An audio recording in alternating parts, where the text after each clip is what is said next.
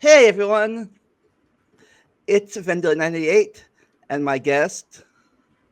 Gillian? Yep, it is 2 days after the election. Of course, we were planning to do this a while before that, but it's also it's a it's a good time to do this too. Anyways, I'm doing this because about 2 years ago when we did this episode on the podcast,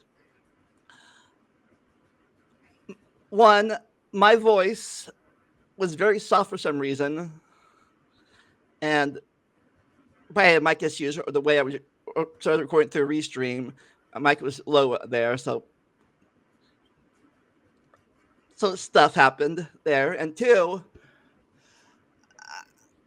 I don't know if we went into details for some subjects, and plus, the stuff we were talking about was very small print, so you phone watchers might not be able to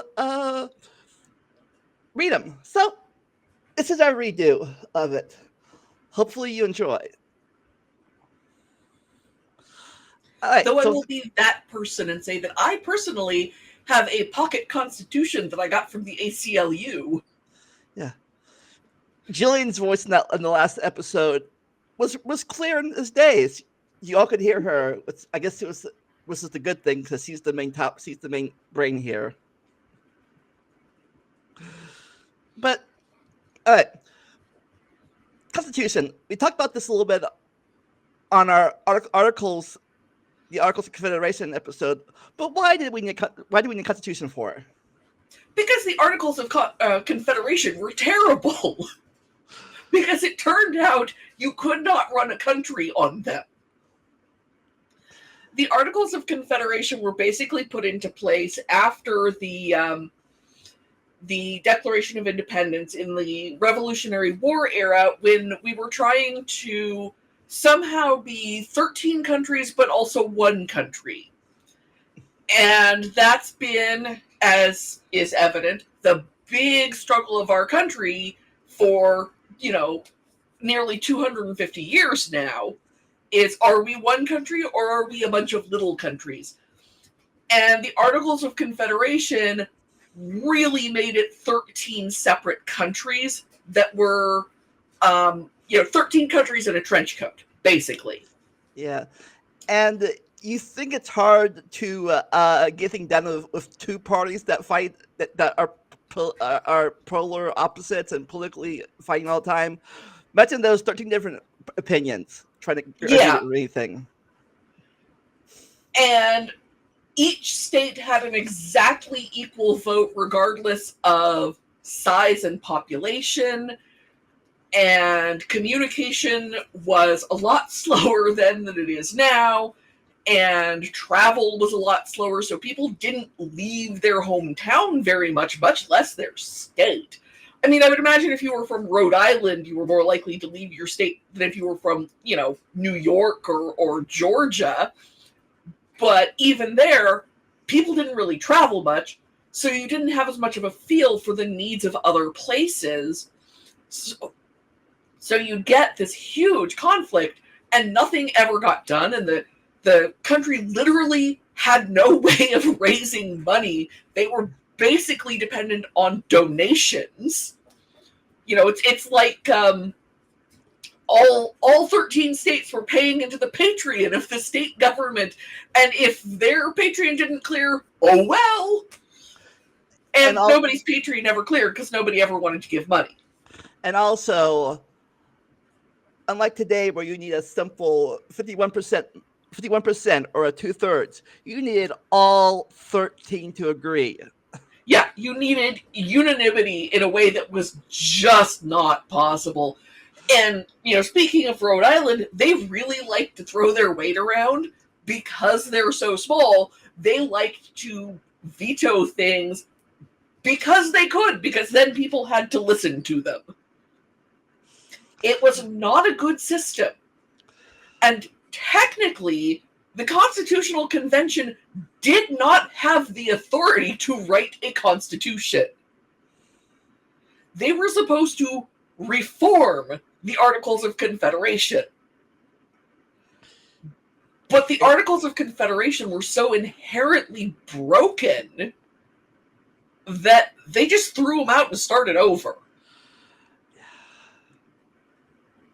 And nothing from them was kept over from to the new thing. It's basically not. No, there's some trade stuff and how the stuff between the state borders was going to work, but almost everything in the Constitution was new to the Constitution and had not been in the Articles of Confederation.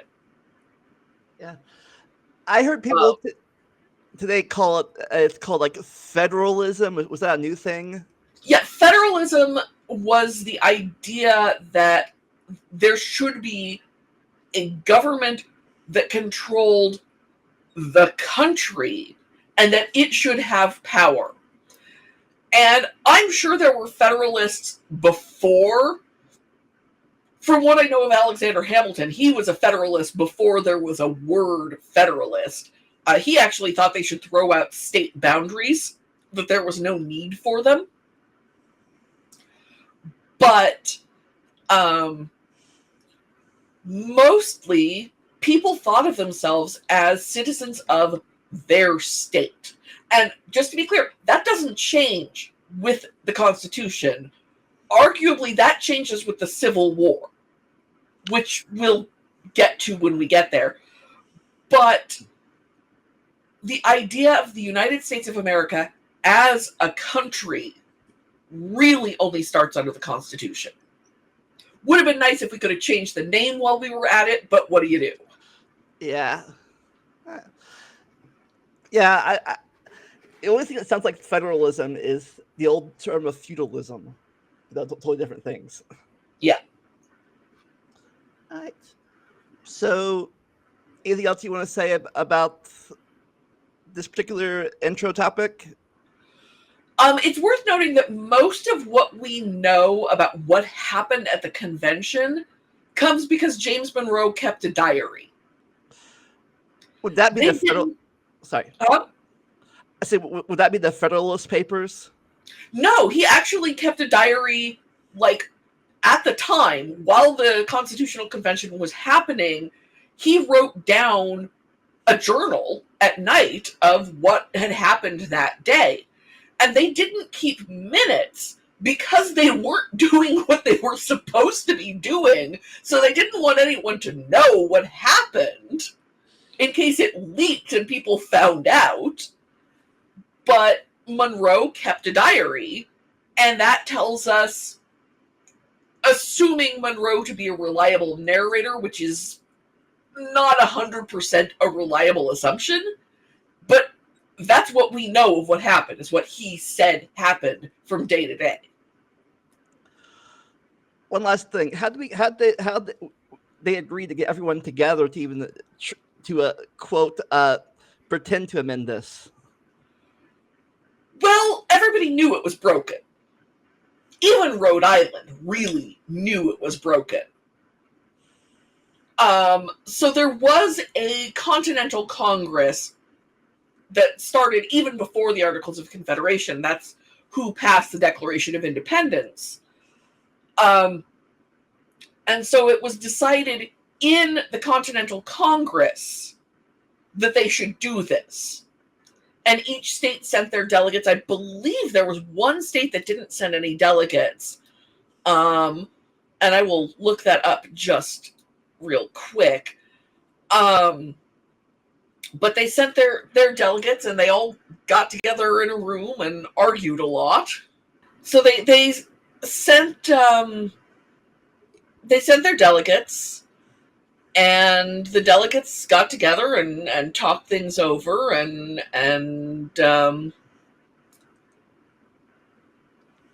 okay, New Hampshire didn't send anyone until more than halfway through. It took literally about a week and a half before 7 states' delegates arrived and they could get started. Okay, Rhode Island refused to send delegates. It's Rhode Island again. And they did not actually ratify. They were the last state to ratify the Constitution. And they had no opinion on it whatsoever. Yeah. Well, they liked the Articles of Confederation. The Articles of Confederation gave them more power. And any other system would make them lose power. And this is going to be a running thing as we go through the Constitution, is all of the states wanted to maintain as much control over their own state as they could. They didn't want to be a country. They wanted their state to be the ultimate authority. So when we get to the compromises, and there are lots of them, it's because of this need to keep state authority over state matters. Yeah. Did you ever see the extra history thing about the Articles of Confederation? Yeah.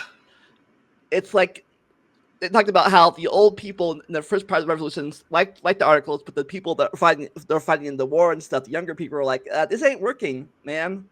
Yeah, one of the main drivers of the Constitution was Alexander Hamilton, and he was actually George Washington's aide during the Revolution.